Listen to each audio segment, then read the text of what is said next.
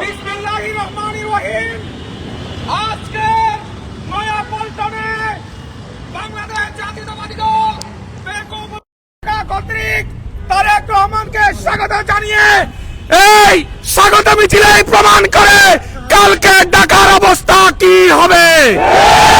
সংগ্রামী বন্ধুগণ, আমরা আমাদের ভবিষ্যৎ রাষ্ট্রনায়ক জনাব তারেক রহমানকে স্বাগত জানানোর জন্য কক্সবাজারের ভূমিপুত্র এবং তারেক রহমান প্রত্যাবর্তন কমিটির বিপ্লবী আহ্বায়ক জনাব আলহাজ সালাউদ্দিন আহমেদের নির্দেশে আমরা ঢাকা মহানগরীতে অবস্থান নিয়েছি।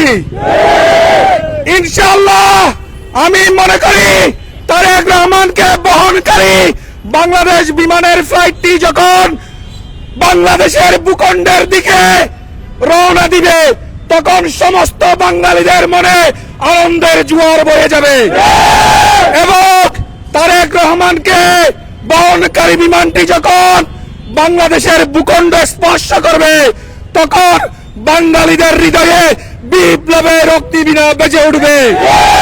এদেশে আর কোন দলের কোন দেশের সাম্রাজ্যবাদ থাকবে না, এদেশে আর কোন দেশের আধিপত্যবাদ থাকবে না, এদেশে সুশাসন কায়েম হবে, এদেশে আইন শৃঙ্খলা ব্যবস্থা উন্নত হবে।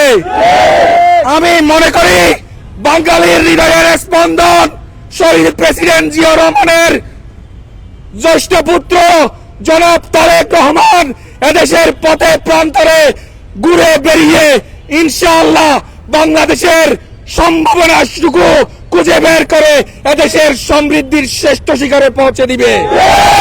আমরা কালকে কোটি কোটি জনতা দেশনায়ক তারেক রহমানকে অভ্যর্থনা জানানোর জন্য মুখিয়ে আছি।